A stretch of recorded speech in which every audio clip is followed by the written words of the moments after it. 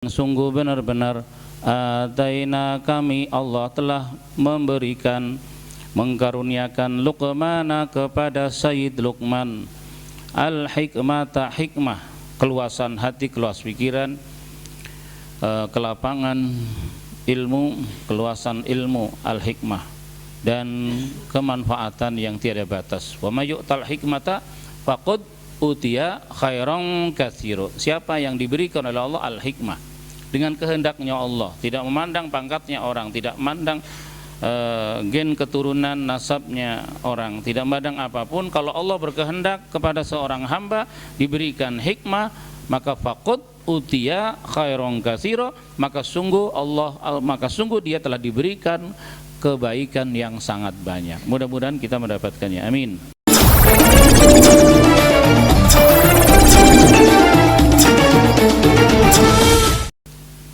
Yu'til hikmata may yasha wa may yu'tal hikmata faqad utiya khairan katsira. Allah punya kuasa berikan hikmah kepada siapa saja sesuai dengan kehendaknya Allah, dan siapa yang diberikan oleh Allah hikmah maka dia telah diberikan oleh Allah kebaikan dunia dan akhirat saja ya. Urusan dunia gampang. Allah kalau sudah berkehendak membuka dunia gampang, apa saja jalan. Tapi kalau belum dibuka ya apa saja jadi ketemunya serba susah. Tapi kalau sudah dibuka apa saja pokoknya jadi gampang. Demikian juga jalan ke akhirat. Maka betapa dahsyatnya hikmah, sehingga beberapa ulama ahli tafsir itu memaknai al-hikmah ayat an-nubuwah wa risalah. Jadi sungguh Allah telah memberikan hikmah, biasanya diartikan telah memberikan pangkat kenabian dan kerasulan. Begitu para ulama di tafsir. Sehingga Sayyid Luqman ini memang jumhur ulama mufassirin, mayoritas ulama ahli tafsir menyebutkan status Luqman itu hanya ulama mufti, seorang ahli fatwa yang luas ilmunya. Tapi ada juga seperti sahabat Ikrimah bin Abi Jahal. Kita jangan dengar nyebutin Abu Jahal karena memang faktanya, realitanya ya. Jadi Ikrimah sahabat yang sangat patuh taat kepada Rasulullah, kemudian anaknya Abu Jahal. Anaknya tahu Abu Jahal kan? Tahu Abu Jahal kan? Mesti harus tahu, orang yang ingin membinasakan Rasulullah Shallallahu Alaihi Wasallam.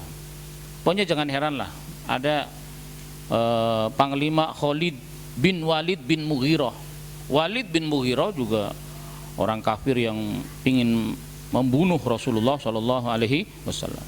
Jadi hari-harinya itu kepingin membinasakan Rasulullah, tapi tidak ada kesempatan. Allah jaga, Allah lindungi Rasulullah Shallallahu Alaihi Wasallam. Tapi ya punya anak namanya Khalid bin Walid. Jadi panglimanya Rasulullah Shallallahu Alaihi Wasallam. Ikrimah juga anaknya Abu Jahal. Inilah buah daripada doanya Nabi kita Muhammad Shallallahu Alaihi Wasallam. Jadi Nabi ini dakwahnya memang lain daripada yang lain ya.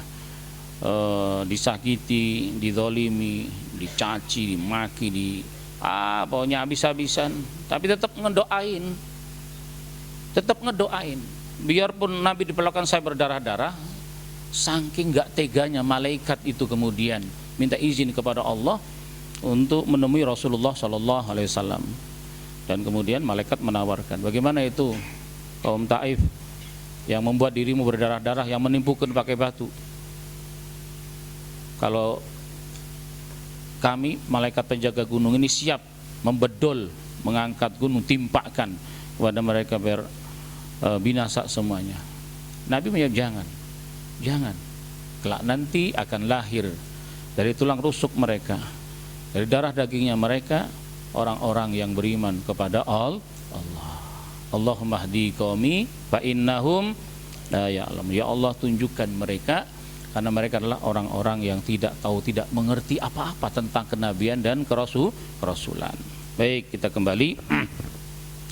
Jadi Ikrimah, jadi begini, bahwasanya wattafaqu ulama, ini saya tafsir syarahnya tapi jalan dulu. Wattafaqu, telah bersepakat al ulama, para ulama, ala annu, bahwasanya Sayyid Luqman itu kana hakiman, seorang hakim atau mufti, seorang pemberi fatwa juga ada. Walam yakun nabiyan, dan pastinya ulama bersepakat dia bukan nabi. Makanya kan hikmah di situ tidak dimaknain ar-risalah wa nubuwah gitu. Kenabian dan kerasulan nanti ada makna dalam tafsir Jalalain.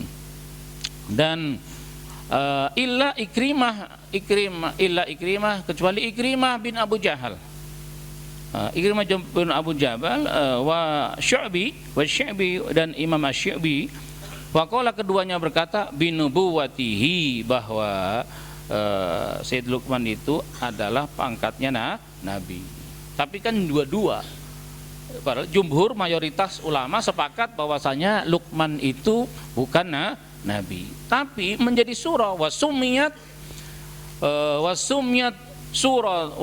suratul Luqman li dzikri qissatiha, disebut dengan nama surah Luqman karena Allah menyebut-nyebut di dalam surah Luqman mengenai tentang cerita Sayyid Luqman.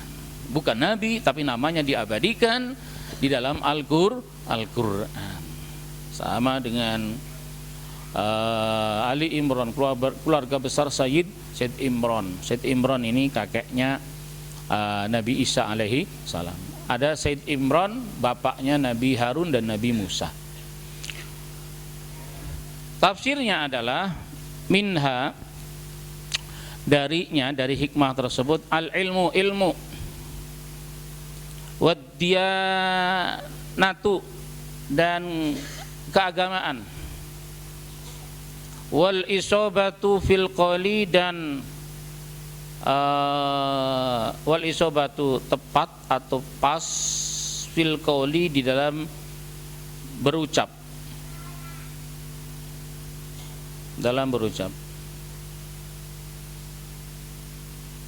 Ya gini, kamu orang Celengsi ya, baru ketemu, kamu orang Celengsi, ya lo kok tahu?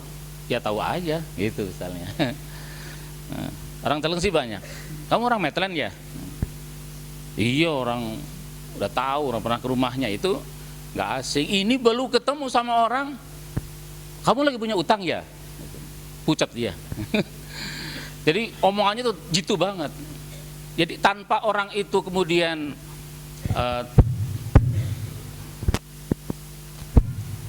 cek satu, tanpa dia itu, berarti tadi nggak dengar ya? Belakang dengar ya, alhamdulillah. Tanpa dia itu kemudian mengadukan, tapi sudah bla bla bla bla bla. Orang hebat kan begitu. Kita paling resep dulu kalau waktu masih muda, sampai ke ujung Madura, sampai ke Banten juga Bu Yatim Yati, wah saya sowan, karena omongannya itu pas. Kita nggak ngadu, cuman bawa air doang, tapi ntar kamu umur sekian begini, ntar kamu umur, wah resep banget saya, gitu ya. Emang hati kamu itu mesti terus dijaga, gitu. Padahal kita nggak ngomong saya lagi begini, tapi jitu banget. Ya itulah yang disebut dengan hikmah. Jadi hikmah itu tanpa kita, kalau dokter kan kekuatan dokter itu tetap kan analisanya, analisa dari pasien. Silahkan duduk. Kenapa? Ya begini. Terus bagaimana? Terus. Jadi dia menyimpulkan dari apa yang disampaikan oleh pasien.